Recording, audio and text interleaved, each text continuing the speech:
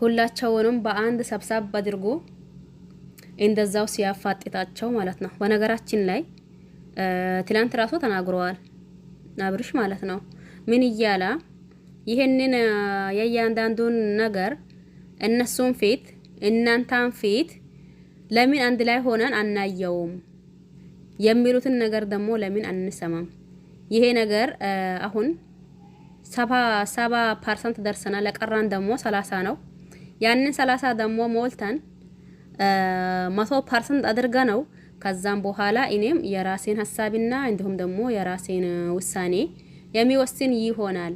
ነገር ግን ደግሞ አሁን ይሄንን ለኔ እንደሰጣችሁኝ ሁላ ሩታና እንዲሁም ደግሞ አብርሽ ላይም ማን ነው ሩታና እንዲሁም ደግሞ ኢፍሬም ላይም አጠገባቸው ሆናችሁ ይሄንን እንዴት እንደሆነ ከየት እንደተገኘ ይሄንን ደግሞ ምን ሊያደርጉ በዛ ቦታ እንደተቀመጡ ይሄንን ሪካርድ ደግሞ እንዴት እንደተላላኩት የእያንዳንዱን ነገር ሄደን ብናፋጥጣቸውና ያለውን ነገር ሙሉ በሙሉ ብናየ ወተሻለ ነው ብዬ አስባለሁኝ። 7 ስለደረስ ነው 7% ስለደረስ ዞሮ የቀራን 30% ነው።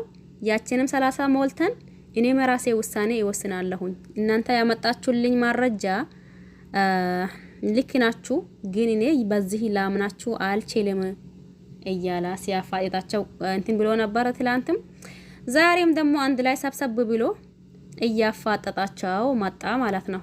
ይሄ ነገር በነገራችን ላይ ወደን ሳይሆን ተገደን ግራ እያጋባን ነው ያለው ማለት ነው።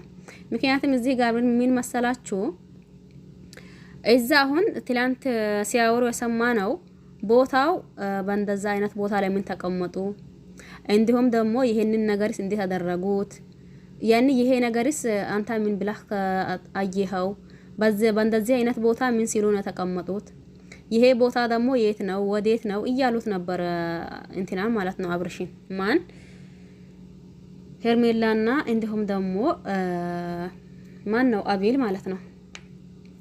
ስለዚህ ዞሮ ነገሩ ሁላ አሁንም ያው ፍጥጫ ላይ ነው ያለው ማለት ነው።